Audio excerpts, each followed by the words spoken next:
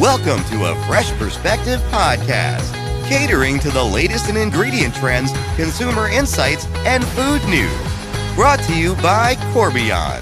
Hello, and welcome to a Fresh Perspective podcast, the podcast where we talk about everything food.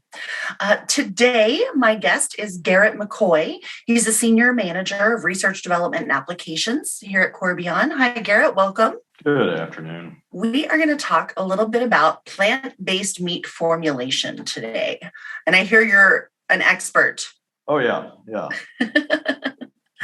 So I'm just going to jump right in. First of all, can you kind of define for us what a flexitarian is? Yeah, so when we're talking about flexitarians, we're really talking about consumers that are still consuming meat, but looking for ways to reduce the overall meat intake and replace some of that with plant-based protein options.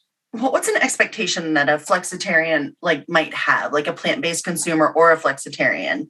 Yeah, so with flexitarians, especially that are still consuming traditional animal-based protein products, they're kind of our sensory aspects, which are going to include flavor and texture and several of those other properties that are essential to the eating quality of meat protein items. When it comes to plant-based, we need a lot of those properties to be very similar in quality. And that can be sometimes a challenge as we're transitioning from a traditional meat protein application to a plant-based application. So who's doing that then? And when we look at the consumer base, who's eating plant-based meats? Is it becoming everyone's trying it? I know there's the Impossible Burger and some other things that are out there. Are we seeing people try this more? Yeah, I mean, we've seen it certainly as an emerging market that's really growing. We're looking at a wide range of consumers that are looking to replace meat altogether, just the traditional vegetarians, and then of course the flexitarians that we mentioned. Those are the consumers that aren't strictly a vegetarian, still eating meat, but exploring different options for a wide variety of reasons. Some of these could be with the health halo association of some of these plant-based items. Some of it's just looking for diversity, looking to bring some different items into their diet on a regular basis. And I wonder even if it has to do a little bit with supply chain and the availability just in general. I mean, it certainly could. The plant-based market is they're not immune to the supply chain issues that everyone else is experiencing. But that's certainly a possibility. For example, consumer goes to the grocery store and maybe they're out of the typical purchase or the usual purchase of a traditional protein source. And so they decide to give plant-based a try. I mean, I'm one of those people. I'll give it a shot. Part of me is a little bit surprised because if I'm eating something plant-based, but I'm expecting it to taste like meat, it seems a little odd to me, only because if I'm eating edamame, I expect that to taste like edamame, not like steak. And so can you tell me a little bit about some sensory expectations there? Maybe why? Yeah, and so some of the challenges and really why I shouldn't say we consumers choose to purchase meat is really a preference for that flavor and texture. So if we're looking at a plant-based alternative, whatever the purchasing decisions are, the consumer is going to look for something similar. So if the purchasing decision is a burger or a sausage that's still plant-based, consumers are going to look for a similar eating quality of that traditional purchase. So we don't want to make a completely drastic change. So if we are trying to produce a plant-based protein item that's marketed as a hamburger patty or a sausage, we want a product that is going to be very similar to the traditional animal protein. So can you tell me a little bit about what are the ways that manufacturers kind of create those experiences? That's really a big challenge with a lot of these plant-based items is being able to emulate the texture, and it has to do with the difference of the protein structure itself. We can't produce these plant-based items in the similar way that we can the traditional animal-based protein. We just have a different protein network. So that's really why texture becomes a pretty big challenge, as well as flavor. What can we do to manage the flavor and help? Traditionally, a lot of these plant-based protein, whether that be soy, corn, pea, very strong flavor components. And so what can we do to work with those flavors, incorporate different spices, flavoring systems to in sometimes mask some off notes that may be associated with those plant-based, as well as actually just protect the overall flavor quality. So when we start looking at definitely some of these fully cooked items, we run into some of the same quality issues that we do see with traditional animal-based protein as it pertains to lipid oxidation and development of rancidity, because we are looking at these formulas that are very unique. We're combining both a fat source and a protein, whereas with some of our traditional animal protein, we have both fat and protein coming from that same meat block. With a plant-based item, we're oftentimes adding these independently. We may be adding a pea protein in conjunction with canola oil as a fat source, and we need that fat in there to mimic some of the eating quality, particularly texture and juiciness or perceived juiciness of the product. And so with this, we can also be presented with some unique challenges to protect the flavor. And when I say protect flavor, I'm really talking more about the quality of the flavor. Protect the lipid oxidation of the fats themselves, and development of oxidized, warmed over, or rancid flavors in some of these products.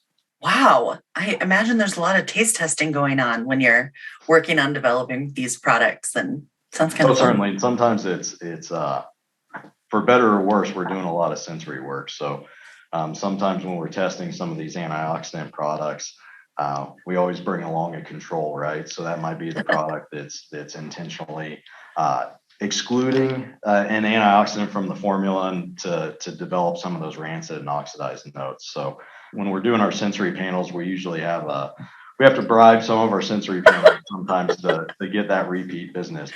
But right. Really at the point, that's where it's beneficial to have a lot of good scientists on the team here, because everyone's willing to sacrifice the flavor to produce good data so we can develop some of these solutions. So does it change if you're making a frozen product versus a fresh product, like how we deal with it, how we create it, and the textures and things like that? Yeah, certainly can. And a lot of these shelf life challenges are typically formula and application specific, or really unique to each application. So if we look at the distribution chain of a lot of these products, traditionally, plant-based protein items have been manufactured frozen and then distributed and sold frozen.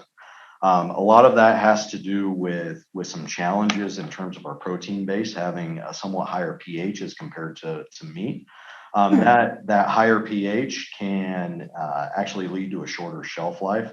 Kind of how that works is with that high pH, the closer we get to a neutral pH, the more conducive of an environment we have for microbial outgrowth.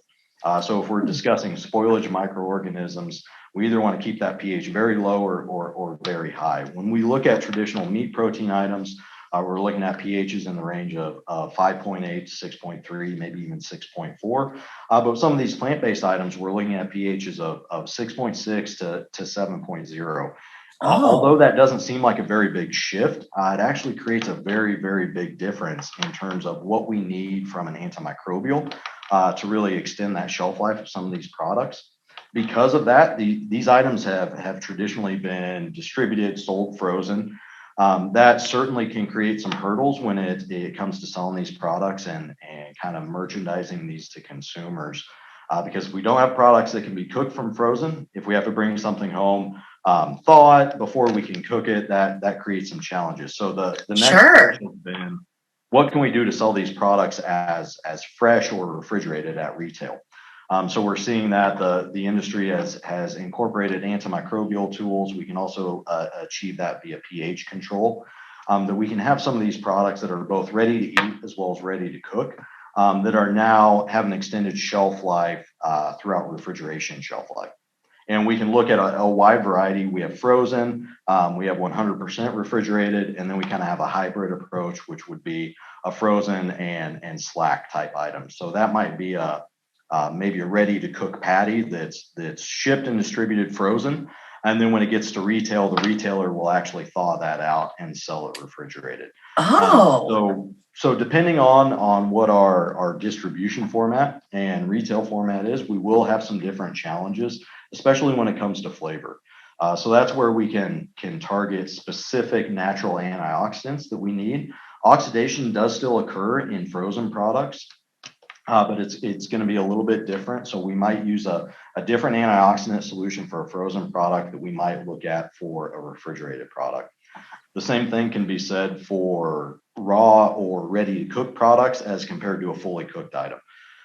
With some of these ready to cook products, again, I'll use that example of a fresh patty. Really, we want to preserve that color. Many of the items that are on the market, we're trying to emulate that natural color of say in a burger patty. We want it to look like fresh ground beef. So we're trying to maintain that bright cherry red color throughout the shelf life.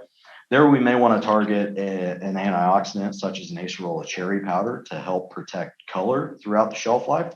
Whereas a fully cooked item such as a sausage crumble or a pizza topping, we might be looking at a rosemary product, a rosemary extract, which is really going to help to protect our flavor and kind of prevent that lipid oxidation that's going to lead to those rancid off flavors that we're testing in our sensory panel. Wow. That's a lot to know. And it's really interesting to think about the challenges really that you face, creating products like these. We're almost out of time. So I want to ask you one final question. What key challenges can you and Corbion in general help with when it comes to plant-based manufacturers? Yeah, so I touched a little bit on the challenges of going from frozen to refrigerated distribution and retail. That's certainly an area that Corbion can help with, not only through acidification, pH control with products like lactic acid. We can also look at our bacteriostatic portfolio of antimicrobials to help inhibit pathogens such as Listeria monocytogenes, extend the shelf life by controlling spoilage microorganisms such as lactic acid bacteria, as well as inhibiting the outgrowth of yeast and mold. Those solutions are all going to be very formula and application specific. And then on top of it all, we're facing similar challenges that we see in the rest of the food industry in terms of sodium reduction. So we're now approaching that point where we're getting our texture and our flavor figured out with a lot of these plant-based applications. Now we're looking at improving the nutritionals. And so one of those areas would be reducing sodium. So a challenge when we reduce sodium is we will see the water activity increase, which can actually shorten our shelf life because we're leaving more water available for biological activity for those microorganisms.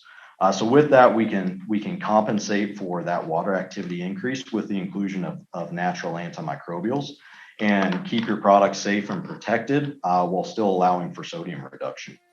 That's incredible, truly incredible. Thank you so much for joining me today, Garrett. It's been lovely talking to you. Hopefully you can come back sometime. All right, thank you. Would love to. That's it for today. Till next time, preserve what matters. Thank you for listening to a Fresh Perspective podcast brought to you by Corbion. Please like, subscribe, and follow us on thebakerstake.com and thecorbioncut.com. Until next time, preserve what matters.